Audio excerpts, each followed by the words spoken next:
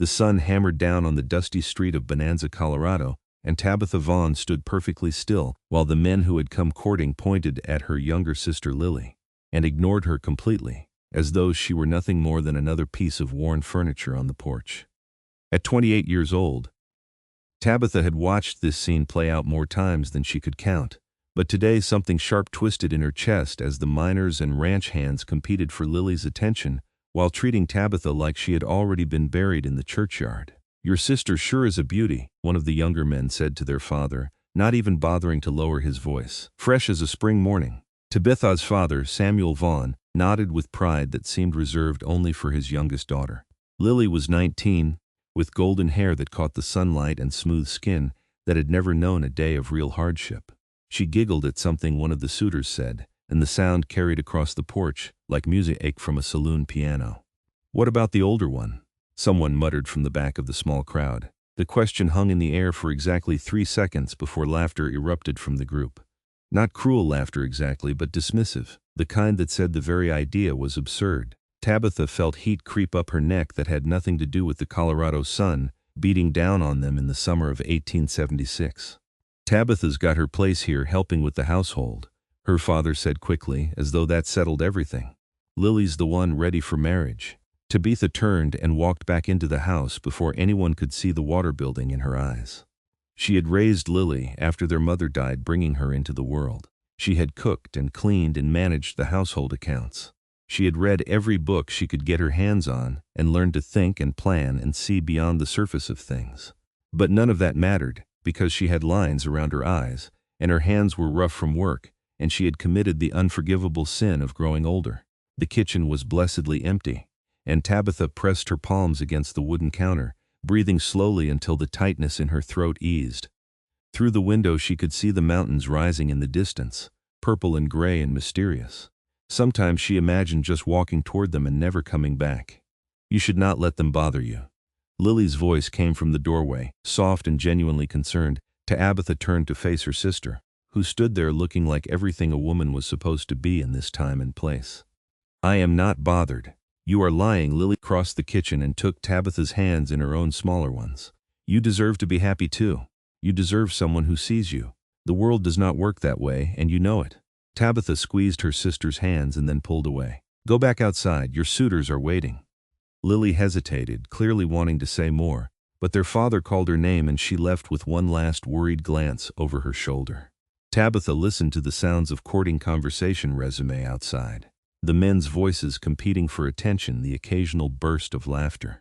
She pulled out the flour and started preparing dough for bread, because the work never stopped no matter how she felt.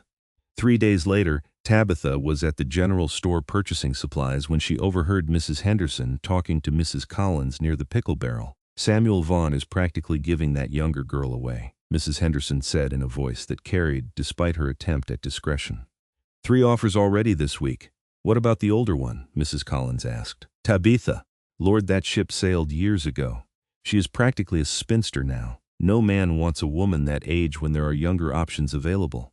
Tabitha stood frozen in the aisle, holding a bag of sugar that suddenly weighed as much as a boulder. She had known this was what people thought, but hearing it spoken aloud in the middle of the general store made it real in a way it had not been before. She paid for her supplies without speaking to anyone, and walked back home through streets that seemed to have grown longer and dustier. The mountain peaks in the distance looked even farther away than usual. That evening, another potential suitor came to call, a banker from Denver who had heard about Lily's beauty and wanted to meet her before making a formal offer. Tabitha served coffee and cake in the parlor while the banker spoke to her father about his prospects and his fine house in the city. Nobody asked Tabitha to sit down. Nobody asked her opinion. She was furniture again, functional but invisible. When the banker left an hour later, with a promise to return the following week with a proper proposal, Lily came to find Tabitha in the kitchen where she was washing the coffee cups. "I do not want to marry him," Lily said. "He is 40 years old and he looks at me like I am a prize horse." "Then tell father you are not interested." Tabitha scrubbed at a stubborn stain on one of the saucers. "He will say I am being foolish. He wants me settled." Lily picked up a dish towel and started drying. "I wish you could find someone too. It is not fair that you have spent your whole life taking care of everyone else." Tabitha set down the cup she had been washing and looked at her sister. "Life is not fair, Lily. The sooner you learn that, the better. You sound bitter. I am tired. Tabitha dried her hands on her apron. There is a difference. The next morning brought a commotion to the main street of Bonanza. Tabitha was sweeping the front porch when she heard the shouts and saw people gathering near the edge of town. She set her broom and walked over to see what was happening, curiosity overriding her usual desire to avoid crowds. A man was coming down from the mountains, leading a pack mule loaded with furs. Even from a distance, Tabitha could tell he was different from the men who lived in town. He was taller, broader, moving with the kind of confidence that came from surviving in the wilderness. As he got closer, she could see he had dark hair that fell past his shoulders and a beard that was neatly trimmed despite his obvious isolation. His arms were thick with muscle, visible even through his leather shirt, and his chest was broad enough to make the younger men in town look like boys by comparison. "That is Kieran Nash," someone whispered near Tabitha. "The mountain man who lives up in the high country, comes down twice a year to trade." Tabitha had heard stories about Kieran Nash. He had come to Colorado 5 years ago and built a cabin so far up in the mountains that most people forgot he existed until he appeared with his furs and his quiet ways. Some said he was running from something. Others said he simply preferred the company of wildlife to people. Either way, he was something of a legend in Bonanza. Kieran Nash walked his mule to the trading post and began unloading his furs. Tabitha watched from across the street, noting the way he moved with economical precision, wasting no motion. His face was weathered from sun and wind, with lines around his eyes that suggested he smiled more than people gave him credit for. He looked to be in his early 30s, still young but with the kind of hardness that came from living close to nature's edge. "Lord, look at the size of him," Mrs. Henderson said loudly. Like a bear walking upright. Several women giggled, but Kieran Nash seemed oblivious to the attention. He finished unloading and went into the trading post with the owner, Mr. Sullivan. Tabitha turned to head back home when she nearly collided with a group of young women who had gathered on the boardwalk. "Do you think he is married?" one of them asked. "Living alone in the mountains like that? Doubtful. Someone should bring him a pie." More giggling followed this suggestion. Tabitha excused herself and walked away, shaking her head. Even the mysterious mountain man would probably prefer a younger woman if he wanted female company.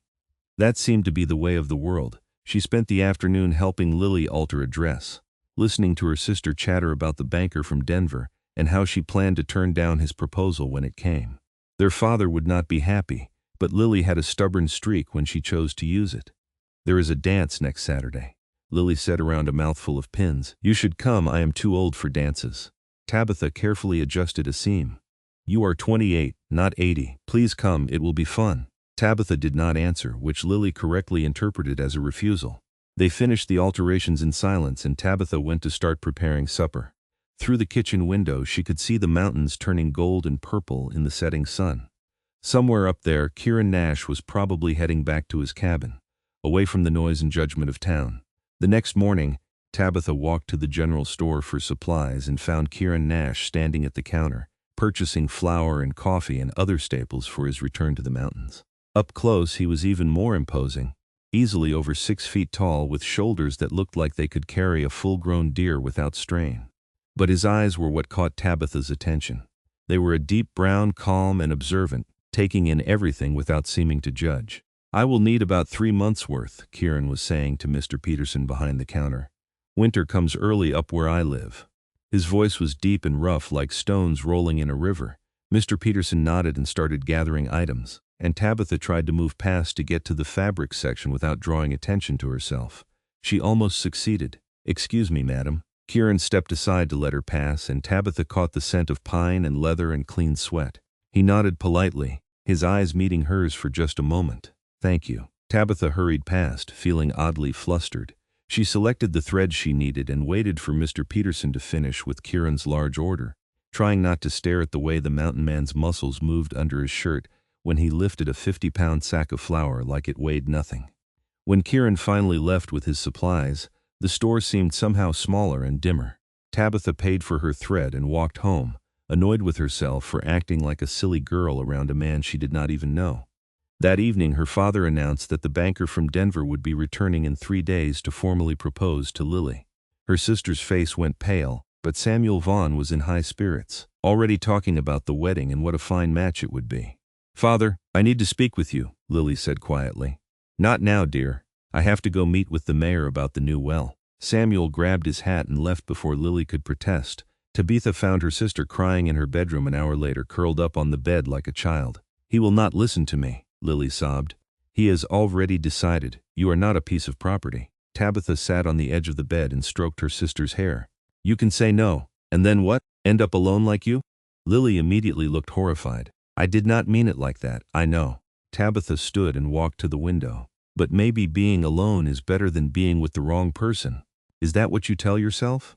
Lily's voice was small. Tabitha did not answer because she did not have a good response.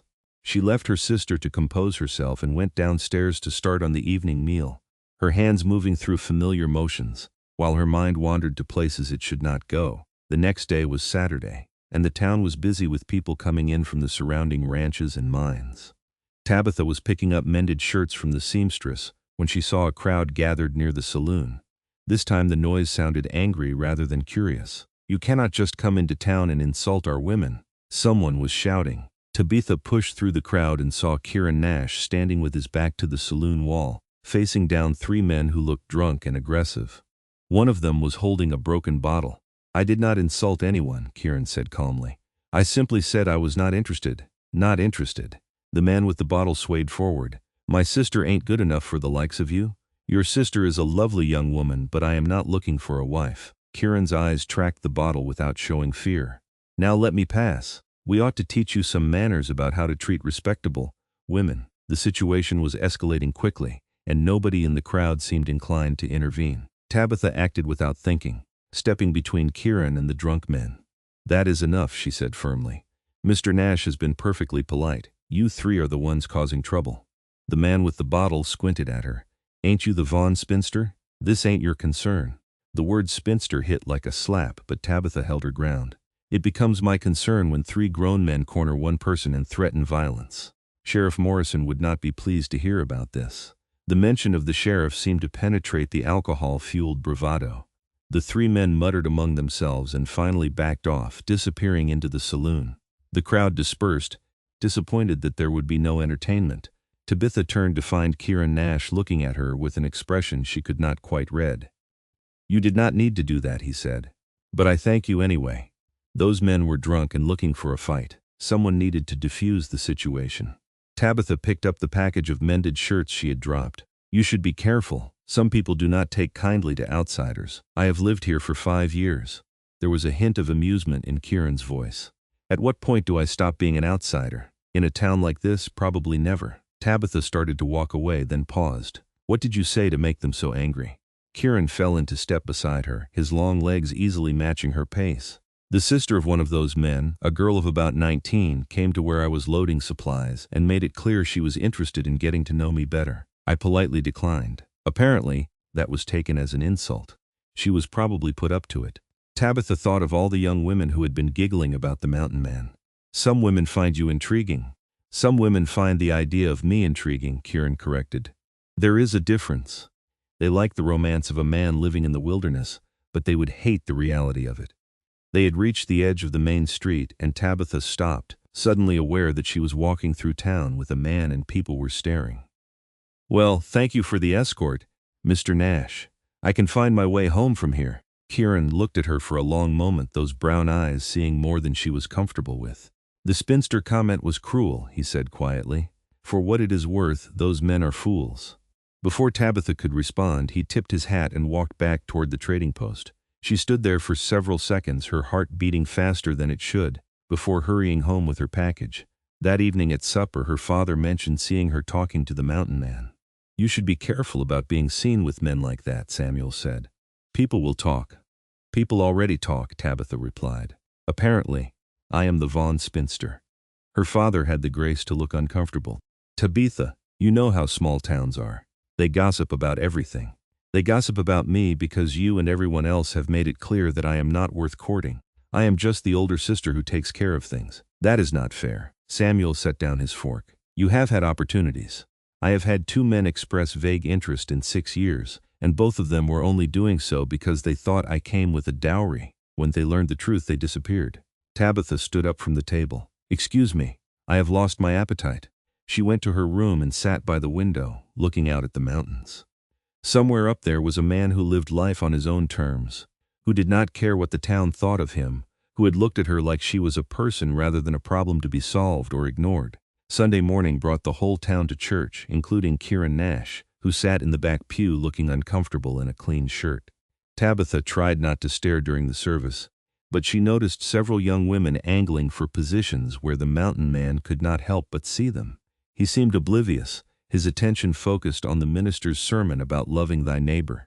After the service, Tabitha was helping set up tables for the community meal when she overheard a group of women talking near the church steps. "Did you see how he completely ignored Martha's daughter?" The girl practically threw herself at him. "Maybe he prefers the company of men, if you know what I mean." Laughter followed this comment, malicious and knowing. Tabitha felt a flash of anger on Kieran's behalf, but she kept her head down and continued working. It was not her place to defend a man she barely knew. The community meal was always a chaotic affair, with everyone bringing dishes to share and the children running wild between the tables. Tabitha had made 3 pies the night before, and they were set out among the desserts. She was helping serve when Kieran Nash came through the line, his plate already loaded with food. "Did you make these?" He gestured to the pies. "I did." Tabitha waited for the polite compliment that usually followed.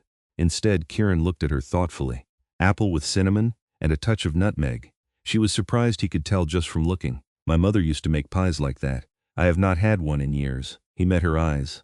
"May I?" Tabitha cut him a generous slice and placed it on his plate. Their fingers brushed briefly during the exchange, and she felt a shock of awareness run up her arm. Kieran nodded his thanks and moved on, leaving Tabitha standing there feeling oddly breathless. She watched him from across the churchyard as he ate, sitting alone under a cottonwood tree. He seemed comfortable in his solitude, not lonely but simply self-contained. Several people approached him during the meal, mostly out of curiosity, and he answered their questions politely, but without encouraging further conversation. When the meal was winding down and people were starting to pack up, Kieran sought out Tabitha where she was helping wash dishes at the pump behind the church. "That was the best pie I have had in 5 years," he said simply. "Thank you. You are welcome." Tabitha dried her hands on her apron. "It was just pie. Nothing is just anything when it is done well." Kieran hesitated, then added, "I head back to the mountains tomorrow morning. I probably will not be back until late autumn when the snow starts." "Safe travels then."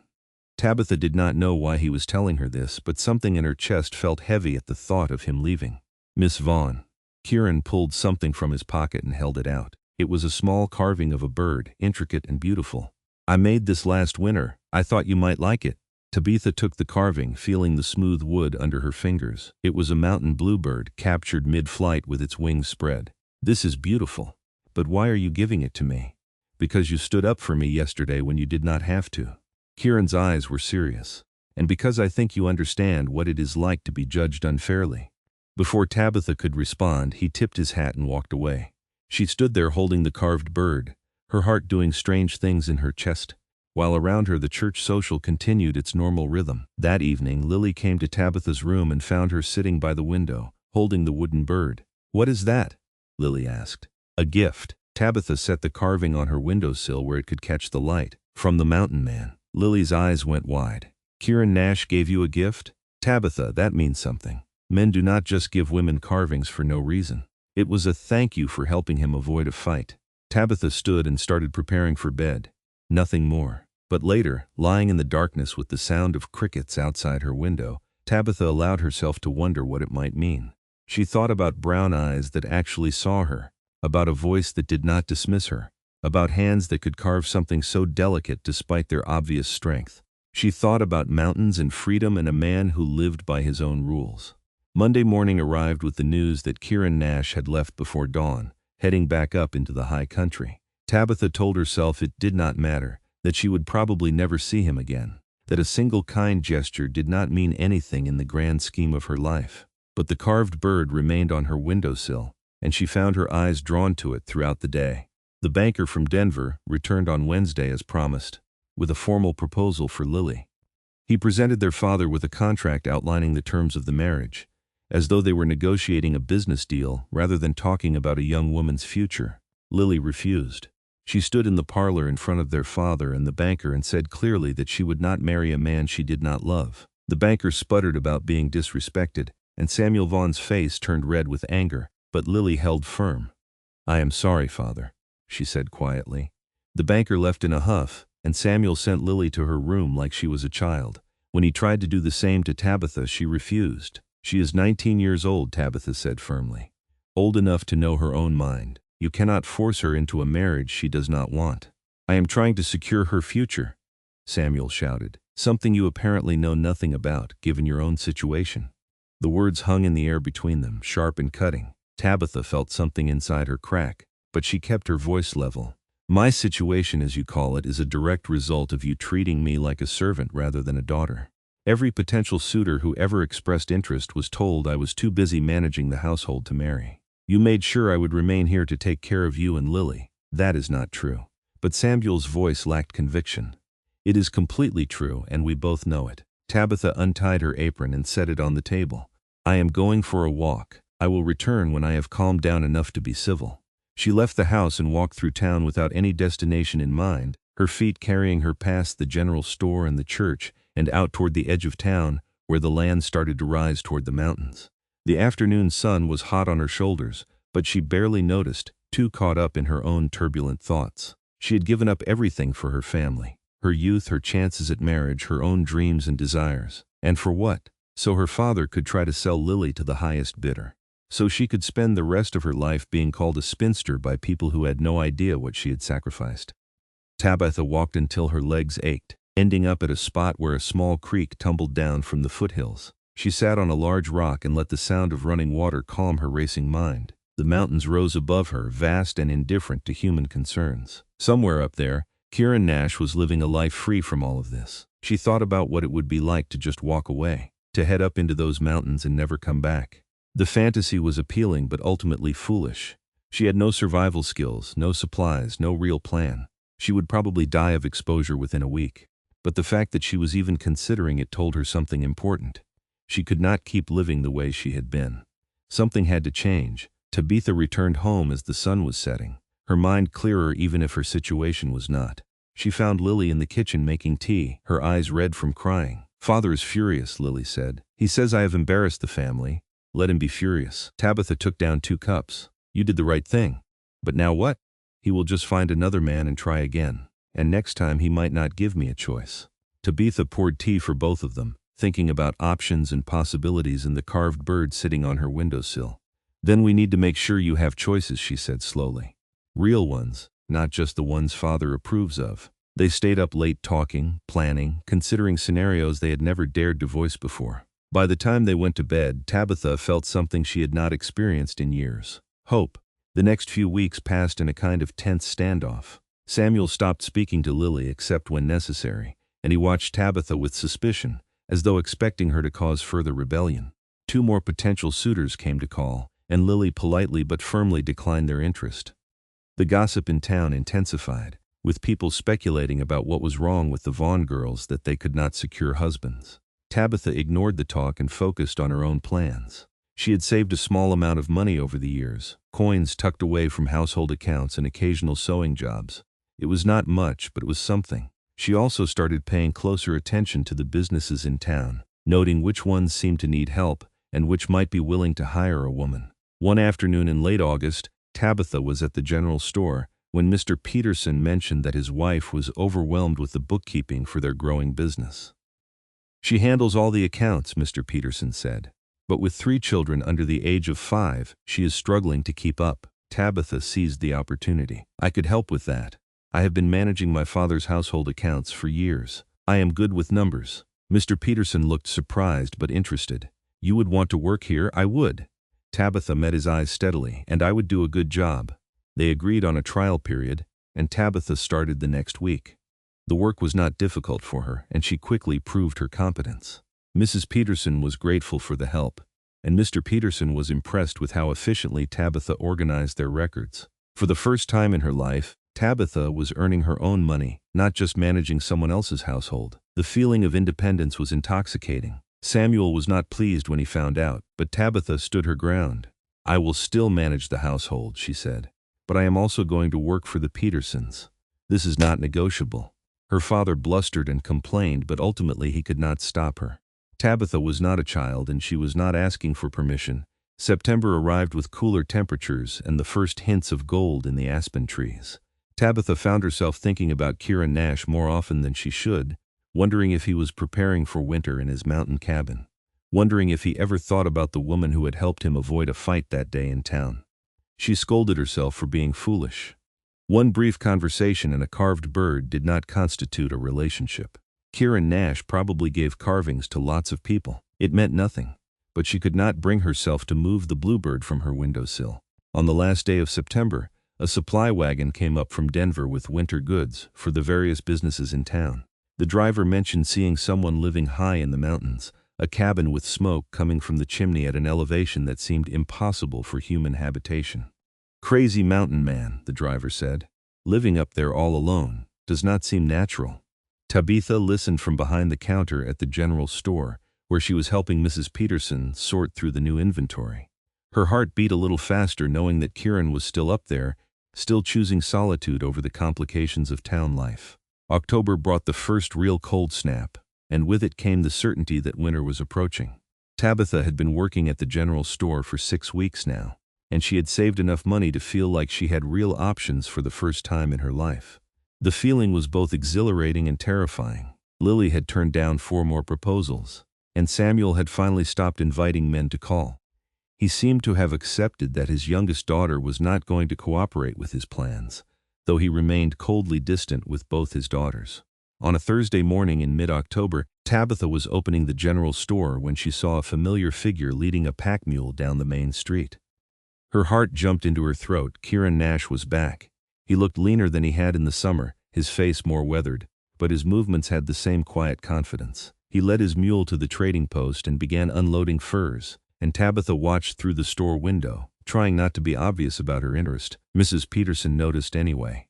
"That is the mountain man," she said. "He came down earlier than usual this year. Perhaps he ran low on supplies." Tabitha forced herself to look away and focus on the inventory list in front of her. Or perhaps he had another reason to come to town. Mrs. Peterson's voice was knowing. "I heard he asked about you after the church social in June." Tabitha's head snapped up. "He did? According to my husband, yes. He wanted to know about your situation, whether you were spoken for." Mrs. Peterson smiled. "My husband told him you were unattached, but that your father kept you close to manage the household. Why did you not tell me this before?" Tabitha's hands were shaking slightly. "I did not want to get your hopes up. Mountain men are not known for courting properly. They come and go as they please." Mrs. Peterson touched Tabitha's shoulder gently. "But if you are interested, perhaps you should talk to him." Tabitha spent the rest of the morning in a state of nervous energy, half hoping and half dreading that Kieran would come into the store. When noon arrived and he had not appeared, she told herself she was being ridiculous. Mrs. Peterson was probably wrong. Kieran had asked a casual question and people had read too much into it. She was in the back room checking a shipment of canned goods when she heard the bell over the front door ring. Mrs. Peterson's voice said something, and then a deeper voice responded. Tabitha's hands froze on the box she was holding. "Is Miss Vaughn here?" Kieran's voice was unmistakable. "She is in the back. Let me get her." Tabitha barely had time to set down the box and smooth her apron before Mrs. Peterson appeared in the doorway with a knowing smile. "Someone to see you," she said sweetly, then disappeared back into the main store. Tabitha walked out to find Kieran standing near the counter, his hat in his hands. He looked even larger in the confined space of the store, and Tabitha was suddenly very aware of how small she must seem in comparison. "Miss Vaughn." Kieran nodded politely. "I hope I am not interrupting your work." "Not at all." Tabitha's voice sounded steadier than she felt. "What can I help you with?" Kieran glanced toward where Mrs. Peterson was very obviously pretending to organize the fabric to display. "I was wondering if you might be willing to take a walk with me. There is something I would like to discuss with you." Every eye in the store was suddenly on them, even though only Mrs. Peterson was visible. Tabitha knew that by evening the entire town would be gossiping about this moment. "I would like that," she said, making her decision. "Let me get my shawl." They walked out of town toward the creek where Tabitha had sat that day in August, neither of them speaking until they were far enough away that they would not be overheard. The October air was crisp and smelled of pine and approaching winter. "I apologize for putting you on the spot like that," Kieran said finally. "But I wanted to speak with you privately, and I could not think of another way to arrange it." "It is fine." Tabitha wrapped her shawl tighter around her shoulders. "What did you want to discuss?" Kieran stopped walking and turned to face her. In the afternoon light, his brown eyes were warm and serious. "I am not a man who is good with fancy words," he began. I live a hard life in the mountains, alone most of the time, dealing with weather and wildlife in isolation. It is not an easy life and most people would find it unbearable." Tabitha waited, her heart pounding. "But I am also not a young man anymore, and I have been thinking lately about what it means to spend your whole life alone. When I came down in June, I saw you on the porch of your father's house, standing there while those fools competed for your sister's attention. And I saw your face, and I recognized something in it." "What did you recognize?" Tabitha's voice was barely above a whisper. "Someone who understands what it is like to be invisible." Kieran's voice was gentle. "Someone who has been told their whole life that they are not enough, when the truth is that everyone around them is not looking deep enough." Tabitha felt tears prick her eyes. "Why are you telling me this?" "Because when I went back to my cabin, I could not stop thinking about you. Not about your sister, who is beautiful and young and exactly what every man is supposed to want, but about you, the older sister with wisdom in her eyes and strength in the way she carried herself." Kieran took a step closer. "I came back early because I needed to know if I was imagining things, if maybe you felt something too when we talked that day." "I felt something," Tabitha admitted, her voice shaking. "But I do not understand why. You do not know me. I know enough." Kieran reached out slowly, giving her time to pull away, and took her hand in his much larger one. "I know you are kind enough to defend a stranger. I know you are skilled enough to make a pie that reminded me of home. I know you are brave enough to speak your mind even when people call you names for it. That is more than enough for me. People will say you are settling." Tabitha had to make him understand. "They will say you could have any young girl in town, but you chose the old spinster instead. They laughed at the very idea of someone wanting me." Kieran's jaw tightened and his hand squeezed hers gently. "Let them laugh. I want the woman with wisdom, not some girl who does not know her own mind. I want someone who has lived long enough to understand what matters and what does not. I want you, Tabitha Vaughn, if you will have me." The world seemed to tilt on its axis. Tabitha looked at this strong, capable man who was offering her something she had stopped believing she could have, and she felt a year's worth of suppressed tears threatening to break free. "I am 28 years old," she said, testing him. "I am not beautiful like Lily. I have rough hands and lines around my eyes and I speak my mind too much." "You are beautiful," Kieran said firmly, "and I like that you speak your mind. As for your age, I am 32. We are well matched." He paused, then added with complete seriousness, "And I like your hands. They are the hands of someone who works hard and does not complain about it." Tabitha laughed despite herself, the sound coming out half-sob. "You are asking me to leave my family and live in a cabin in the mountains with a man I barely know. I am asking if you would be willing to get to know me better, with the possibility of that future if we suit each other." Kieran's thumb stroked across her knuckles. "I know it is asking a lot, but I also think you are not happy with your current life. Am I wrong about that?" He was not wrong. Tabitha thought about her father's house, about being invisible and unvalued, about spending the rest of her life watching Lily eventually marry while she grew older and more invisible. She thought about the carved bird on her windowsill and the way her heart had leaped when she saw Kieran leading his mule down the street this morning. "No," she said quietly. "You are not wrong. Then will you give me a chance?" Kieran's eyes held hers. "Will you let me court you properly and see where it leads?" Tabitha took a deep breath and made the bravest decision of her life. "Yes," she said, "I will." The smile that spread across Kieran's face transformed it, revealing dimples she had not known existed beneath his beard. He raised her hand to his lips and kissed her knuckles gently, and Tabitha felt warmth spread through her entire body. They walked back to town slowly, talking about everything and nothing, learning each other's stories. Kieran told her about growing up on a farm in Missouri, about losing his parents to illness, about coming west to escape memories and finding something like peace in the high mountains. Tabitha told him about raising Lily, about her mother's death, about feeling like she had disappeared into the role of caretaker until there was nothing left of her own identity. "You are not invisible to me," Kieran said as they reached the edge of town. "I see you, Tabitha, all of you." Those words meant more than any flowery declaration of love could have. Tabitha felt something inside her chest unfold, like a flower that had been waiting years for the right conditions to bloom. The gossips started immediately, of course. By evening, everyone in Bonanza knew that the mountain man was courting the older Vaughn sister. The reaction was mixed. Some people thought it was romantic. Others thought it was scandalous. A few thought it was hilarious that someone had finally taken pity on the spinster. Tabitha discovered that she did not care what they thought. Her father was a different matter. When she told him about Kieran's intentions that evening at supper, Samuel's face went through several shades of red. Absolutely not, he said. I will not have you running off to live in the wilderness with some strange man. With respect, father, I am 28 years old. I do not need your permission. Tabitha kept her voice calm. I have been managing your household since I was 9 years old. I think I have earned the right to make my own choices. You do not know anything about this man. He could be a criminal. He could be dangerous. He is neither of those things. Lily spoke up unexpectedly. I have been asking around. Mr. Nash came here 5 years ago with letters of introduction from a judge in Missouri. He is exactly who he says he is. Samuel turned his glare on his younger daughter. This is not your concern. It is my concern when my sister finally has a chance at happiness and you want to take it away from her. Lily stood up from the table. You have controlled both of our lives for too long, father. Tabitha deserves this. The sisters presented a united front, and Samuel eventually subsided into angry silence. He could not actually stop Tabitha from seeing Kieran, and they all knew it. The courting proceeded over the next 2 weeks in a way that was probably unconventional by town standards, but felt right to Tabitha. Kieran called on her every day, sometimes taking her for walks, sometimes just sitting on the porch talking while she did mending or other chores. He was not a man of flowery speeches, but he was attentive and thoughtful, always considering her comfort and her opinions. He told her about his cabin, describing it in detail so she would know what she was considering. It was small but sturdy, built with his own hands from logs cut on the mountain.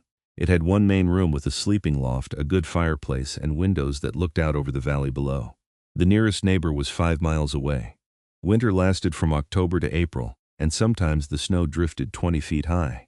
It sounds hard, Tabitha said honestly. It is hard, Kieran agreed, but it is also beautiful in a way that is difficult to describe. The silence up there is not empty. It is full of things most people never take the time to notice. Wind in the pines, creek water running, birds calling, the sound of your own thoughts without all the noise of civilization drowning them out.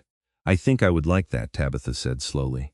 The silence part, I have spent my whole life surrounded by people and their opinions and their expectations. Sometimes I dream about going somewhere nobody knows who I am or what I am supposed to be. Then come with me. Kieran took her hand. Be whoever you want to be. There is nobody up there to judge you or tell you who you should be. The offer was tempting beyond measure, but Tabitha was practical enough to have concerns. I do not know anything about surviving in the wilderness. I would be a burden to you. You would not be a burden. You would be a partner. Kieran's thumb traced patterns on her palm. I would teach you everything you need to know, and you would bring skills I do not have.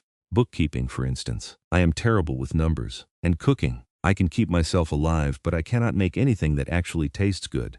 Tabitha laughed. So you want me for my domestic skills? I want you for you, Kieran said seriously. Everything else is just practical benefits. At night, Tabitha lay in bed and thought about what her life would look like if she said yes. No more being called a spinster. No more being invisible. No more living for other people's comfort while her own dreams dried up like autumn leaves. But also no more safety net. No more familiar surroundings. She would be trusting her entire future to a man she had known for only a few weeks. It should have terrified her. Instead, it felt like the first real choice she had ever been offered. 2 weeks after Kieran had first asked to court her, he invited Tabitha to ride up to see his cabin. I want you to see what you would be agreeing to before you make any final decisions, he said. It is only fair that you understand completely. They left early on a Saturday morning, with Kieran leading an extra horse for Tabitha. The ride up the mountain was breathtaking and slightly terrifying. The trail was narrow in places, winding through pine forests and across rocky slopes where one wrong step could send you tumbling down the mountainside. But Kieran was a confident guide and his horse was sure-footed, and gradually Tabitha relaxed enough to enjoy the scenery. The cabin was everything he had described and more. It sat in a small clearing surrounded by towering pines, with a creek running nearby and a view of the valley below that made Tabitha's breath catch. The cabin itself was small but well built, with solid log walls and a roof that looked like it could withstand heavy snow. Inside it was surprisingly tidy, with a large fireplace dominating one wall, a sturdy table and chairs, shelves lined with supplies, and a loft above that held a bed covered with furs. This is your home, Tabitha said, walking around the single room. You built this all yourself? With help from a neighbor the first year, Kieran admitted. But yes, mostly myself. It took 3 months of hard work, but it has held up well through 5 winters now. Tabitha ran her hand over the table, noting the craftsmanship. Everything was made by hand but done with care and skill. There were carved decorations on the mantel, similar in style to the bluebird he had given her. A stack of books sat on a shelf near the fireplace. You read, she said, surprised. Just because I live in the mountains does not mean I want my mind to go dull. Kieran smiled. I trade for books when I come to town. They help pass the long winter nights. He made them lunch over the fireplace. A simple meal of fresh trout from the creek and bread he had baked that morning. They ate outside on a bench Kieran had built, looking out over the valley while a cool October wind whispered through the pines. I could live here, Tabitha said after a long silence. I could be happy here. Kieran turned to look at her, his eyes searching. Are you certain? Once winter sets in, we would be trapped until spring. If you discovered you hated it, you could not leave. I am certain. Tabitha met his gaze steadily. But I need to know something first. Are you asking me to come here as your wife or as something else? As my wife. Kieran set down his plate and took both of her hands in his. I know we have only been courting for 2 weeks. I know that is fast by most standards. But I am a man who knows his own mind, Tabitha. I want to marry you. I want to spend my life with you. I want to build a future together, whatever that might look like. I want that too. Tabitha felt tears spill over, but these were happy tears, the kind she had thought she might never cry. I want to marry you, Kieran Nash. He kissed her then, his lips warm and gentle against hers, his large hands cradling her face like she was something precious. It was Tabitha's first real kiss, and it was everything she had dreamed it might be. Safe and exciting all at once. A promise and a beginning. They rode back down the mountain as the sun was setting, making plans. They would marry quickly, before the winter snows made travel impossible. They would stock the cabin with enough supplies to last until spring. They would start their life together in the high country, away from gossip and judgment and all the small cruelties of town life. When they reached Bonanza, Kieran walked Tabitha to her door and kissed her goodnight under the stars. I will speak with your father tomorrow, he said. Formally ask for your hand, even though we both know you do not need his permission. It is a kind gesture. Tabitha touched his bearded cheek. Thank you. Sunday morning arrived with frost on the ground, and the certainty that winter was coming soon. Kieran came to the house after church and asked to speak with Samuel privately. Tabitha and Lily waited in the kitchen, and they could hear the rumble of male voices from the parlor but could not make out the words. When the door finally opened, Kieran emerged looking calm, and Samuel looked resigned rather than happy. He has asked for your hand, Samuel said stiffly to Tabitha. I have given my consent, though I think you are making a mistake. Thank you, Father. Tabitha refused to let his attitude dampen her joy. We plan to marry next week before the weather turns. Next week? Samuel's eyebrows rose. That is unseemly. People will talk. People are already talking, Lily pointed out. What does it matter if the wedding is next week or next month? Either way, Tabitha is marrying the mountain man and leaving town. You might as well let her be happy about it. The wedding was set for the following Saturday, giving them just enough time to make basic preparations. Tabitha had no intention of making a big production out of it. She would wear her Sunday dress, they would exchange vows at the church, and then they would head up the mountain to start their new life. But Lily had other ideas. She insisted on helping Tabitha make a new dress, something beautiful and special for the occasion. They spent every evening that week sewing, creating a simple but elegant gown in deep blue fabric that Lily had purchased with her own saved money. You deserve something beautiful, Lily said firmly when Tabitha protested. You have spent your whole life making things nice for everyone else. Let me do this for you. The other women in town had mixed reactions to the upcoming wedding. Some genuinely seemed happy for Tabitha. Others clearly thought she was making a terrible mistake.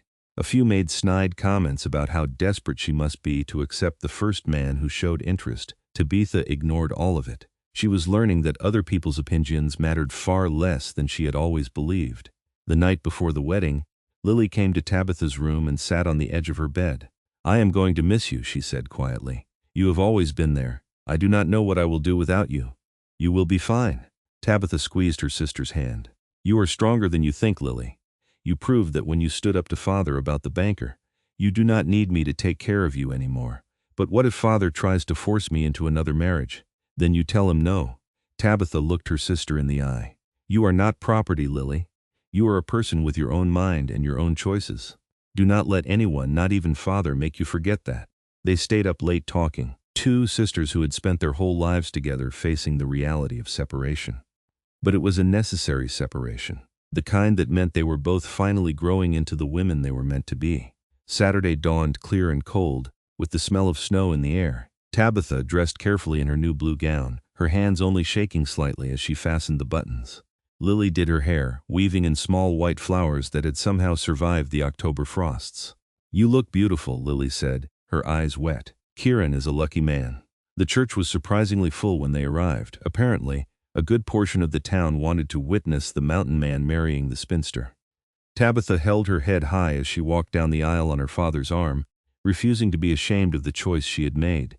Kieran stood at the altar looking uncomfortable in clean clothes and a borrowed jacket, but his eyes lit up when he saw her. That look alone was worth more than any amount of approval from the crowd. The ceremony was simple and traditional, with Minister Lawrence speaking about love and commitment and the sanctity of marriage.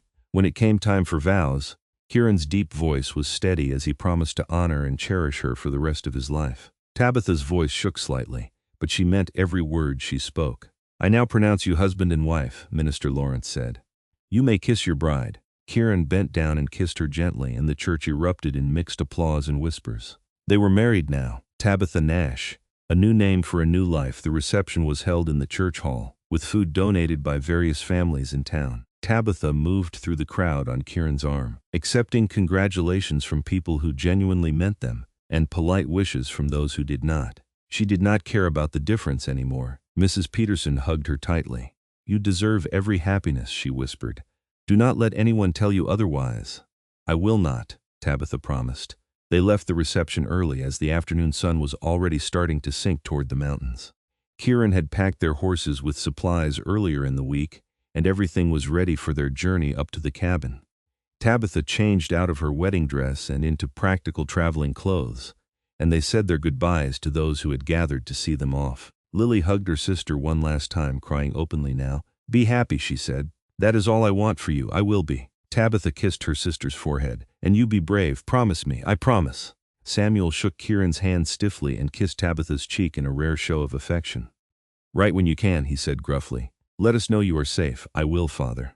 And then they were riding out of Bonanza, up into the mountains as the sun painted the sky in shades of gold and pink. Tabitha looked back once at the town where she had spent her entire life, and then she turned forward, toward the mountains in the future and the man riding beside her. The cabin was cold when they arrived at dusk, but Kieran quickly got a fire going in her place while Tabitha unpacked their supplies. It felt strange being in this space as his wife, knowing that this was their home now, their life together. Kieran made them a simple dinner, while Tabitha arranged the new supplies on the shelves. They moved around each other awkwardly at first, too aware of the bed in the loft above them, the weight of expectations and intimacy ahead. But gradually the awkwardness faded, replaced by something easier. After dinner they sat together by the fire, Kieran's arm around Tabitha's shoulders, and talked about plans for the winter. They would need to hunt for meat soon, before the deep snows came. They would need to cut more firewood. They would need to settle into the rhythms of mountain life. "Are you afraid?" Kieran asked softly. "A little," Tabitha admitted. "But I am also excited. I feel like my life is finally beginning." "Mine too." Kieran kissed her temple. "I was content before, but I was not truly happy. There is a difference." They climbed up to the loft when the fire had burned down to embers. The bed was piled high with furs and blankets, warm and comfortable despite the cold air seeping through the log walls. Kieran undressed slowly, giving Tabitha privacy to do the same, and when they finally lay together under the covers, his hands were gentle as he drew her close. "We do not have to do anything tonight if you are not ready," he said. "There is no rush." But Tabitha was ready. She had waited 28 years for someone to see her, to want her, to choose her. She was not going to wait any longer. Their lovemaking was tender and careful, Kieran attuned to her inexperience and her needs.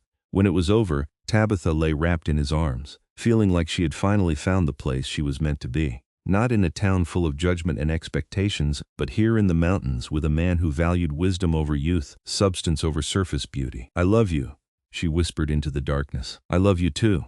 Kieran's chest rumbled beneath her ear. "I will love you every day for the rest of our lives." The first snows came 3 days later, fat white flakes that fell silently from a gray sky. Tabitha stood in the doorway of the cabin, wrapped in one of Kieran's heavy coats, and watched the world transform into something pristine and beautiful. Behind her the cabin was warm with fire and the smell of baking bread. This was her life now. This was home. The winter proved to be everything Kieran had warned her about. The snow piled high, sometimes trapping them in the cabin for days at a time. The wind howled through the pines with a voice like a living thing. The cold was sharp enough to make her bones ache, but it was also beautiful beyond measure. The silence Kieran had described was real. a deep quiet that let Tabitha hear her own thoughts clearly for the first time in years. The stars at night were brilliant without town lights to dim them. The sunrise painted the snow-covered mountains in shades of gold and pink and purple that no artist could capture. And through it all there was Kieran, teaching her how to survive in this harsh place. He showed her how to use snowshoes to travel through deep drifts, how to identify animal tracks and read weather signs, how to preserve meat and fish for the long months when fresh food was impossible to find, how to build a fire that would burn all night without needing constant attention. In turn, Tabitha taught him things he had been missing. She organized their supplies more efficiently, keeping careful records of what they used, so they would know what to stock up on in the future. She cooked meals that were not just sustaining but delicious, using dried herbs and preserved vegetables to create flavors Kieran had forgotten existed. She read aloud to him in the evenings from the books on his shelf, her voice filling the cabin with stories and ideas. They settled into a partnership that felt natural despite its newness. Kieran handled the heavy physical labor and the hunting. Tabitha managed the household tasks and the planning. But there was plenty of crossover, with Tabitha learning to shoot and trap, and Kieran learning that he actually enjoyed baking when someone was there to appreciate the results. On Christmas Eve, they exchanged simple gifts. Kieran had carved a set of wooden spoons for Tabitha, each one decorated with delicate patterns. Tabitha had knitted him a thick wool scarf using yarn she had brought from town, working on it in secret whenever he was outside. "This is perfect," Kieran said, wrapping the scarf around his neck. "Better than anything I could buy in a store. The spoons are beautiful." Tabitha traced the carved designs with her finger. "You have real talent for this. I have a lot of time on my hands in the winter." Kieran pulled her close, the scarf still around his neck. "Usually I fill it with carving, but this year I have something better to occupy my time." He kissed her, and Tabitha sank into the embrace, marveling that she got to have this. A man who loved her, a home they had built together, a life that was hard but meaningful and entirely their own. January brought the hardest cold, temperatures that dropped so low that water left in a cup would freeze solid within minutes. They stayed inside mostly, venturing out only to bring in firewood or check the traps. The cabin felt small sometimes, but Tabitha never felt trapped. Instead, she felt safe, cocooned against the harsh world outside. February brought slightly warmer temperatures and the occasional sunny day. Kieran took Tabitha on snowshoe walks, showing her the winter beauty of the mountains. They saw elk moving through the deep snow, their breath steaming in the cold air. They found a frozen waterfall that gleamed like glass in the sunlight. They stood on a ridge and looked out over a world of white that seemed to stretch forever. "Do you miss town?" Kieran asked her one evening as they sat by the fire. Tabitha considered the question honestly. "I miss Lily sometimes, and I miss having easy access to supplies. But no, I do not miss the town itself. I do not miss being invisible and unvalued. Here I am needed and appreciated. That is worth more than all the conveniences of civilization. You are more than needed." Kieran set aside the knife and wood he had been working with and pulled her into his lap. "You are essential. You are everything." March brought the first real thaw, with water dripping from the eaves and the snow beginning to shrink back from the cabin walls. The creek that had been silent all winter started making noise again as the ice broke up. The world was waking up after its long sleep. Tabitha realized one morning in mid-March that her monthly cycle had not come. She waited another week to be sure, then told Kieran over breakfast. "I think I am with child," she said simply. Kieran's face went through several emotions in quick succession. Surprise, joy, concern, and then a fierce protectiveness that made Tabitha's heart swell. "Are you certain?" he asked. "As certain as I can be without seeing a doctor." Tabitha placed her hand over her still flat stomach. "I feel different, tired all the time, and certain smells make me queasy." Kieran knelt beside her chair and placed his large hand over hers on her belly. "A baby," he said wonderingly. "We are going to have a baby. Are you happy?" Tabitha needed to hear him say it. "I am terrified and delighted in equal measure." Kieran looked up at her with wet eyes. "You have given me everything I did not know I needed, Tabitha. A home, a purpose, and now a child. I do not know what I did to deserve this, but I am grateful beyond words." They held each other for a long time, the morning light streaming through the windows and painting the cabin walls gold. A new life was beginning, both literally and figuratively. April brought full spring, with wildflowers appearing in the meadows and the birds returning from their winter migrations. Tabitha's pregnancy progressed normally, though she was tired more than usual.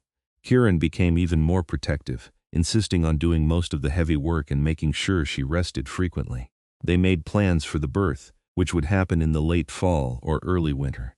They would need to stock up on extra supplies when they went to town in the summer. They would need to prepare a space for the baby. They would need to learn everything they could about caring for an infant in the wilderness. In May, Kieran took Tabitha down the mountain to Bonanza for supplies and to see the doctor. The town had not changed in the 8 months since they had left, but Tabitha felt like a completely different person walking through the familiar streets. The gossip started immediately, of course. People stared at her with interest, clearly trying to determine if she was pregnant yet. She held her head high and ignored the whispers, secure in the knowledge that her opinion was the only one that mattered. Lily came running when she heard they were in town, throwing herself into Tabitha's arms with a squeal of delight. "You look wonderful," she said, pulling back to examine her sister. "Happy and healthy and glowing. Mountain life agrees with me." Tabitha hugged her sister again. "How have you been?" "Better than you might expect."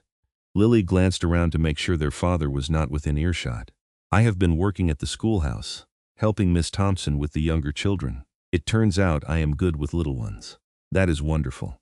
Tabitha felt proud of her sister for finding her own path. "What does father think of this?" "He has learned that his opinion does not control my life." Lily grinned. "You taught me that." The doctor confirmed what Tabitha already knew. She was pregnant, probably due in late November or early December. Everything looked healthy and normal, though the doctor expressed concern about her being so far from medical help when it came time to deliver.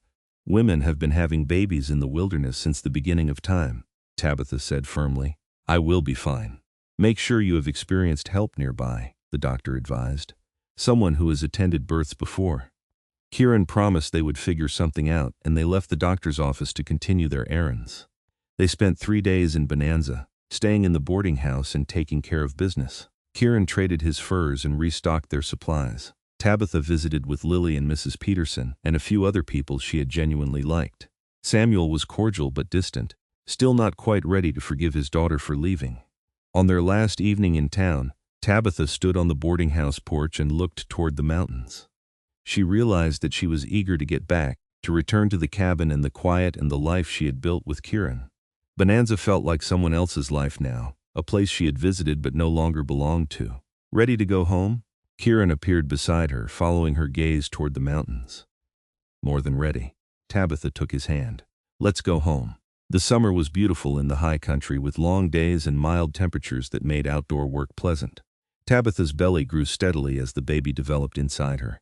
She felt it move for the first time in late June, a flutter like butterfly wings that made her gasp with wonder.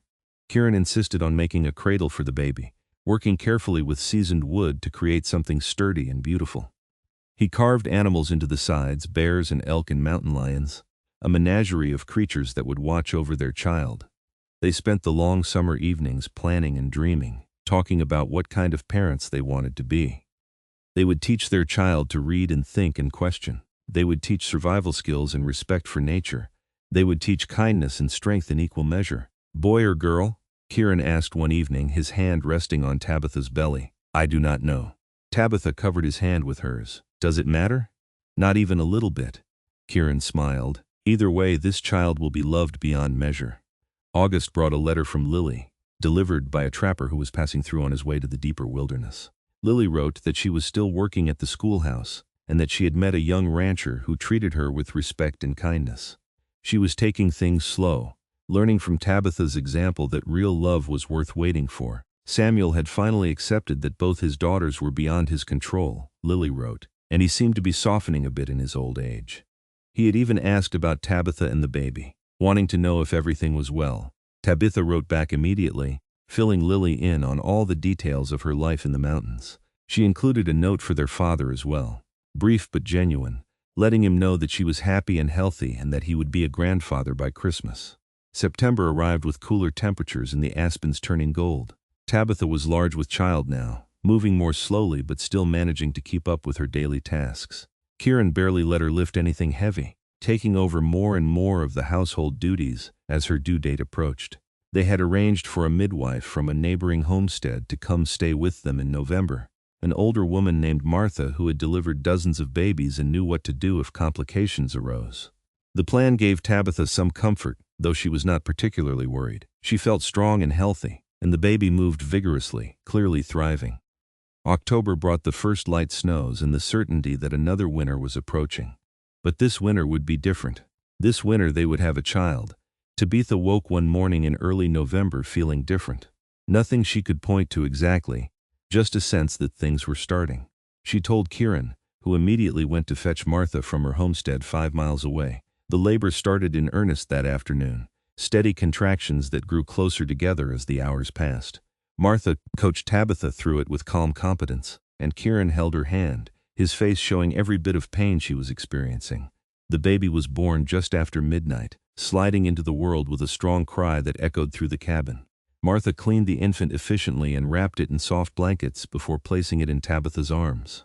"A boy," Martha announced with a smile, "healthy and strong." Tabitha looked down at her son, this tiny perfect human she and Kieran had created, and felt love so fierce it was almost painful. He had Kieran's dark hair and her nose, and his eyes when they opened were a deep blue that might change with time. "Hello, little one," she whispered. "We have been waiting for you." Kieran touched the baby's tiny hand with one finger, his eyes wet.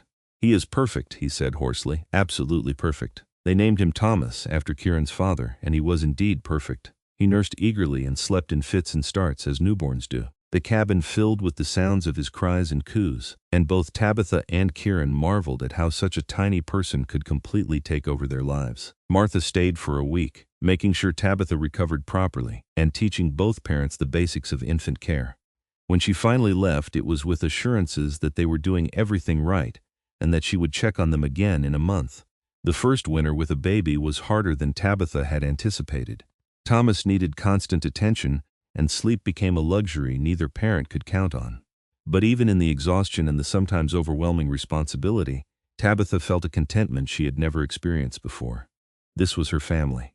This was her life, and it was everything she had never dared to hope for. Kieran proved to be a wonderful father, patient and gentle with the baby despite his large, rough hands. He walked Thomas around the cabin when he was fussy, singing old songs in his deep voice. He changed diapers without complaint and took his turn with the night feedings when Thomas would take a bottle.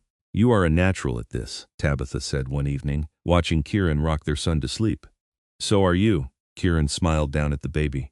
"We make a good team." Christmas came again, their second in the mountains, but the first as a family of 3. They kept the celebration simple, with Thomas too young to understand but both parents wanting to mark the occasion. Kieran carved a small wooden horse for Thomas to have when he was older. Tabitha made new stockings for all of them, embroidering their names carefully. "Last Christmas it was just the 2 of us," Kieran said as they sat by the fire that evening, Thomas asleep in his cradle nearby. "Now we are 3. I wonder what next Christmas will bring. More of the same, I hope." Tabitha leaned against her husband's shoulder. "More love, more family, more of this life we have built together." "I want to give you everything," Kieran said quietly. "I know this life is hard, no easy conveniences, no society. Just isolation and work and wilderness. This life is exactly what I want." Tabitha turned to look at him. "You gave me something nobody else ever did. You saw me. You valued me. You chose me when everyone else had written me off as the older sister nobody wanted. Do you have any idea what that means to me? I chose you because you are extraordinary." Kieran cupped her face in his hands. "Not despite your age or your situation, but because of everything that made you who you are. The wisdom, the strength, the kindness. The courage to leave everything familiar for an uncertain future. You are the bravest person I know, Tabitha Nash." They kissed while the fire crackled and their son slept, and Tabitha thought about how far she had come from that day on the porch when men had laughed at the very idea of courting her. She had been invisible then, dismissed as too old and too plain to matter, but Kieran had seen through all of that to the person she really was, and in doing so he had given her the greatest gift possible. The chance to become fully herself. The winter passed in a rhythm of work and care and love. Thomas grew quickly, becoming more alert and interactive. By spring he was smiling and cooing, responding to his parents' voices with obvious delight. The cabin that had felt perfectly adequate for 2 adults was now crowded with all the necessities of infant care, but neither Tabitha nor Kieran minded. When the snow finally melted and the world turned green again, they took Thomas outside for the first time to experience the mountain spring. He stared at everything with wide eyes, fascinated by the movement of clouds and the sound of birds and the way sunlight filtered through the pine branches. "He is going to grow up strong here," Kieran said, watching his son's face. "He will learn things that town children never know, how to read the weather, how to track animals, how to be comfortable in silence and solitude. But we will also make sure he learns to read and write and think, Tabitha added. I do not want him to be isolated from all education. Agreed. Kieran bounced Thomas gently. The best of both worlds. Civilization and wilderness in balance. They made their summer trip to Bonanza when Thomas was 7 months old, causing quite a stir when they arrived with a healthy baby. The gossips who had predicted disaster for the mountain marriage had to eat their words. Tabitha looked happy and healthy, and Kieran was clearly a devoted husband and father. Lily met them with squeals of delight over her nephew, immediately commandeering Thomas and refusing to give him back. He is beautiful, she gushed. Look at those chubby cheeks. You seem happy, Tabitha observed, noting the glow on her sister's face. I am. Lily glanced around, then lowered her voice. The rancher I mentioned in my letters, his name is James. He has asked me to marry him and I said yes. We are getting married next month. Lily, that is wonderful. Tabitha hugged her sister carefully, mindful of the baby between them. Tell me everything about him. They spent hours catching up, and Tabitha was genuinely happy to hear that Lily had found someone who valued her for more than just her pretty face.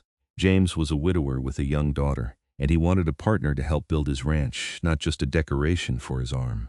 Samuel met his grandson with uncharacteristic emotion, holding Thomas carefully while something softened in his weathered face. He looks like your mother, he said gruffly to Tabitha. Around the eyes. Does he? Tabitha had few memories of her mother who had died so young. He does. Samuel cleared his throat. You have done well for yourself, daughter. I was wrong to doubt your choice. It was the closest thing to an apology Tabitha was likely to get, and she accepted it graciously. Thank you, father. They stayed in town for Lily's wedding, which was a joyful affair that reminded Tabitha of her own simple ceremony. Lily looked radiant, and James looked at her like she hung the moon. They would be happy together, Tabitha was certain of it. Before leaving Bonanza, Tabitha and Kieran stopped at the general store where she had once worked. Mrs. Peterson cooed over Thomas and insisted on giving them a large package of supplies as a gift. You were right to take a chance on that mountain man, Mrs. Peterson said with a knowing smile. He may not have been what anyone expected for you, but he was exactly what you needed. He was, Tabitha agreed, watching Kieran hoist Thomas onto his shoulders for the walk back to their horses. He saw past what everyone else saw and found the real me underneath. That is the greatest gift anyone can give. The ride back up to the cabin felt like coming home in the truest sense. Tabitha was glad they had made the trip, glad to have seen Lily married and reconciled somewhat with her father, but she was also eager to return to the quiet of the mountains, to the life she and Kieran had built together. That summer passed peacefully, with Thomas growing and changing daily. He learned to sit up on his own, then to crawl, then finally to pull himself up on furniture and cruise around the cabin. His first word was "da," said while looking directly at Kieran, who looked ridiculously pleased despite claiming he did not care whether the first word was "da" or "ma." Fall arrived with its usual display of gold and crimson leaves, and Tabitha realized one morning that she was pregnant again. She told Kieran that evening after Thomas was in bed, and his reaction was the same mixture of joy and concern as the first time. Are you happy? He asked, his hand already moving to rest on her still flat belly. I am happy, Tabitha confirmed, tired already but happy. Thomas will have a sibling to grow up with. I grew up alone after my brother died young, Kieran said quietly. It was lonely sometimes. I am glad our children will have each other. The second pregnancy was harder than the first, with Tabitha more tired and more prone to queasiness. But she also knew what to expect this time, which made it easier to cope with the discomforts. And Kieran took over even more of the work, managing both childcare and household tasks without complaint. Thomas celebrated his first birthday in November, with a small cake Tabitha made and a new carved toy from Kieran. He was walking steadily now, exploring every corner of the cabin and the clearing around it with determined curiosity. He had his father's dark hair and his mother's gray eyes, and he was fearless in a way that both delighted and terrified his parents. Winter came early that year, with heavy snows starting in October. They were well prepared with plenty of supplies and firewood stacked high against the cabin wall. Martha came to stay in late winter, arriving just in time as Tabitha went into labor earlier than expected. The second baby was a girl, born on a cold February night while the wind howled outside. She came into the world quietly, not crying until Martha rubbed her vigorously to get her breathing properly. Then she let out a wail that could probably be heard down in the valley. A daughter, Martha announced, wrapping the baby and handing her to Tabitha. Small but mighty. Tabitha looked down at her daughter, this tiny fierce girl, and fell in love instantly. She had a cap of dark hair like her brother and father, but her features were more delicate, more refined. She looked like she would be beautiful when she grew up, but Tabitha hoped she would also be strong and brave. They named her Caroline, after Tabitha's mother, and she was indeed small but mighty. Where Thomas had been an easy baby, Caroline was demanding, wanting constant attention and making her displeasure known when she did not get it. But she was also affectionate, cuddling close and making sweet sounds when content. Thomas was fascinated by his baby sister, wanting to help with everything and frequently asking to hold her. Kieran supervised these interactions carefully, making sure his son's enthusiasm did not accidentally harm the fragile infant. But the gentleness Thomas showed toward Caroline suggested that they would indeed be close as they grew up. Life in the cabin became even more crowded and chaotic with 2 young children. But Tabitha found that she thrived on the organized chaos. This was what she had been meant for all along, not managing her father's household while being invisible and unvalued, but creating her own family in a place where every day was an adventure. Spring arrived eventually, as it always did, and they emerged from another winter intact and healthy. Caroline was thriving despite her small size, and Thomas was talking in full sentences now, asking endless questions about everything he saw. "How many children do you want?" Kieran asked one evening after both children were finally asleep. Tabitha considered the question. "I do not know. However many we are blessed with, I suppose." "Why?" "I just want to make sure we are not overwhelming you." Kieran pulled her close. "You do so much already. I do not want you to be exhausted all the time." "I am tired," Tabitha admitted. "But I am also happy. These children are everything I thought I would never have. Every sleepless night and every messy meal and every tantrum is precious to me, because I remember what it was like to think I would never experience any of it. You are an amazing mother." Kieran kissed her forehead. "And an amazing wife. I hope you know how much I appreciate everything you do." "I do know," Tabitha smiled up at him. "Just as I hope you know how much I appreciate you. You gave me a life when everyone else had decided I was not worth the trouble. They were fools." Kieran's voice was fierce. "Every single one of them who did not see your worth was a fool." The years passed in a rhythm of seasons and growth. Thomas and Caroline grew like wildflowers, strong and healthy despite or perhaps because of their isolated upbringing. Kieran taught them to track animals and identify plants and move quietly through the forest.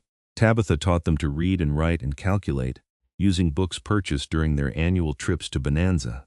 They added on to the cabin as the family grew, building an additional room that gave the children their own space and the parents a bit more privacy. The clearing around the cabin expanded as they planted a garden and built a small barn for the goat and chickens they had acquired.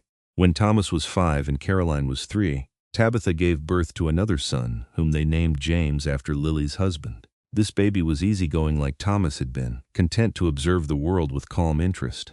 The cabin now held 5 people and the noise and activity were constant.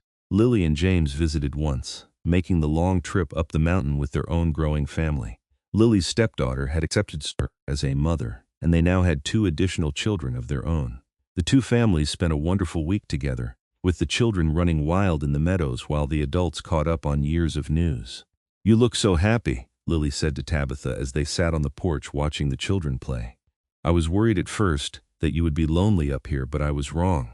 "I have never been lonely," Tabitha replied honestly. "Sometimes isolated, yes, but never lonely. There is a difference. I have Kieran and the children and the mountains and the sky. What more could I need? Nothing, I suppose." Lily squeezed her sister's hand. "I am glad you took that chance. You inspired me to demand more for myself, to not settle for what everyone expected, but to wait for what I truly wanted." "We both ended up exactly where we were meant to be," Tabitha said, "just not where anyone expected us to be." The years continued to pass. More children came until Tabitha and Kieran had 6 in total, 3 boys and 3 girls ranging over 10 years. The cabin grew accordingly, expanding until it was more of a compound than a single dwelling. They had built a life in the mountains that was uniquely their own, a blend of wilderness survival and civilized values. Thomas grew into a young man who was the image of his father, tall and strong with the same quiet competence. Caroline became beautiful as predicted, but she was also fierce and independent, equally comfortable with a rifle or a book. The younger children followed their own paths, each one unique but all of them raised with the same values of strength and kindness and respect for the natural world. Kieran's hair started to show gray when he was in his 40s, and Tabitha noticed lines deepening around his eyes. But he was still strong, still capable, still the man who had chosen her when everyone else had written her off. "Do you ever regret it?" she asked him one evening after all the children were finally in bed, a rare moment of quiet. Taking on a woman everyone thought was too old. then immediately starting a family? Never. Kieran pulled her into his lap despite her protests that she was too old for such things. You gave me everything I did not know I needed. A purpose beyond mere survival. A family. A reason to care about the future instead of just existing in the present. I was so afraid that day you asked to court me, Tabitha confessed. I thought surely it was some kind of joke or pity. Nobody had looked at me like I mattered in so long. You mattered, Kieran said firmly. You always mattered. The problem was never you. It was everyone else being too foolish to see what was right in front of them. On their 20th wedding anniversary, Kieran surprised Tabitha with a trip down to Bonanza, just the two of them, leaving the older children in charge of the younger ones. It was the first time they had been alone together in years, and it felt strange and wonderful at the same time. They visited Lily and James, now empty nesters themselves with their children grown and starting families of their own. Samuel had passed away 2 years earlier, and his house had been sold to a new family. The town had changed in 20 years, growing larger and more modern, but the mountains remained the same. Do you ever miss it? Lily asked as they sat in her parlor drinking tea. Living in civilization. Sometimes I miss the convenience, Tabitha admitted. But I do not miss the judgment or the expectations or being treated like I did not matter. In the mountains I matter. My opinions are valued, my work is appreciated. I would not trade that for all the conveniences in the world. On the ride back up to the cabin, Kieran asked what she was thinking about. I was thinking about that day on the porch, Tabitha said, when all those men were competing for Lily and ignoring me. I felt so worthless in that moment. Like I had already been written off as irrelevant. I remember seeing you standing there, Kieran said quietly. I had just come into town and I saw the crowd on your porch. I saw the men practically tripping over themselves for your sister. And I saw you standing there like a ghost they were all looking through. And I thought what fools they all were. You thought that then? Tabitha was surprised. Before you even knew me, I did. Kieran smiled at the memory. I thought that anyone who had lived long enough to have wisdom in their eyes and strength in the set of their shoulders was worth 1,000 girls who had nothing to offer but youth. And then when you defended me that day with the drunk men, I knew I was right. They rode in comfortable silence for a while, the horses picking their way up the familiar trail. Finally, Tabitha said, "Thank you for seeing me when everyone else looked right through me. Thank you for wanting the woman with wisdom instead of the girl with youth. You saved my life in every way that matters." You saved mine too, Kieran replied. I was just existing before you, surviving but not really living. You gave me something to live for beyond my own solitary existence. When they arrived back at the cabin, they found organized chaos, as the children had clearly been doing their best to manage without parental supervision. The older ones had kept things running, but everyone was clearly relieved to have the adults back in charge. That night, lying in bed with Kieran's arms around her, and the sounds of their sleeping children around them, Tabitha reflected on the journey that had brought her to this moment. She was 48 years old now, with gray in her hair and lines on her face that told the story of her life. She was not the young woman society said men should want, but she was loved and valued and necessary, and that was worth more than eternal youth could ever be. The mountain man had said he wanted the one with wisdom, not youth, and he had meant it. In doing so, he had given her a life beyond her wildest dreams. The children grew up, one by one, until they were all adults making their own choices about their futures. Some stayed in the mountains, building cabins nearby and starting their own families. Others went to town, seeking different kinds of lives while still maintaining connections to their mountain home. All of them carried with them the lessons their parents had taught them about strength and kindness, and choosing to live authentically rather than according to other people's expectations. Kieran and Tabitha grew old together in the cabin they had built, their love deepening with each passing year. There were grandchildren who came to visit in the summers, filling the clearing with laughter and noise. There were quiet winters when it was just the two of them again, like it had been at the very beginning. We built something good, Kieran said one evening as they sat on the porch watching the sun set behind the mountains. He was in his 60s now, his hair completely gray but still strong and capable. Against all the odds and all the doubters, we built something that lasted. We did. Tabitha leaned her head on his shoulder, comfortable with the silence between them. All because you chose wisdom over youth. Best decision I ever made, Kieran said simply. I got a lifetime with an extraordinary woman instead of a few years with someone who could not keep up with this life. I got partnership instead of just a pretty face. I got everything that mattered. Years later, when Tabitha was in her 70s, one of her granddaughters came to visit and asked about how she and Kieran had met. Tabitha told the story of standing on the porch being ignored, of the mountain man who chose her when everyone else had laughed, of building a life in the wilderness against all expectations. "Did you ever wish you had married someone else?" the granddaughter asked. "Someone who could have given you an easier life in town?"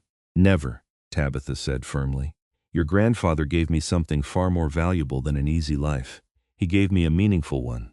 He saw me when I was invisible. He valued me when I was dismissed. He chose me when everyone said I was not worth choosing.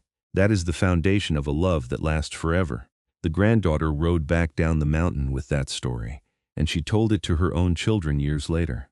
The tale of the older sister nobody wanted, and the mountain man who saw her worth became a family legend, passed down through generations as an example of what real love looks like. Kieran and Tabitha lived long lives together in their mountain home, surrounded by the family they had created and the love they had built. When Kieran finally passed away at the age of 78, Tabitha mourned deeply but without regret. They had had 46 years together, far more than either of them had dared to hope for that day when he first asked to court her. Tabitha lived for 2 more years after Kieran's death, spending her final seasons in the cabin they had built together, surrounded by children and grandchildren who loved her. On a clear autumn morning she passed away peacefully in her sleep, the carved bluebird that Kieran had given her all those years ago still sitting on the windowsill where it had always been. They buried her next to Kieran in a clearing overlooking the valley, with a simple stone that read Tabitha Nash, beloved wife, mother and grandmother. She was seen. The cabin remained in the family for generations after that, a testament to what 2 people could build when they chose each other despite what the world expected. And the story of the mountain man who wanted wisdom instead of youth, who saw worth where others saw only age, who chose love based on character rather than appearance, continued to be told whenever someone needed reminding that real love values the things that last. In the end, Tabitha Vaughn Nash had lived a life that was rich and full and meaningful, surrounded by love and family and the wild beauty of the mountains. She had gone from being the older sister nobody wanted to being the beloved matriarch of a large and thriving family. And it had all started with one man who looked past what everyone else saw and recognized the treasure hidden in plain sight. The moral of the story lived on long after both Kieran and Tabitha were gone. That wisdom is more valuable than youth, that character matters more than appearance, and that the best love stories are not the ones that follow society's expectations, but the ones that forge their own path, despite what anyone else thinks. And somewhere in the mountains of Colorado, in a cabin built by hand and filled with decades of love and laughter, the spirit of that truth remained, whispering to anyone willing to listen that the best things in life are worth waiting for, and worth choosing even when the whole world laughs at you for it.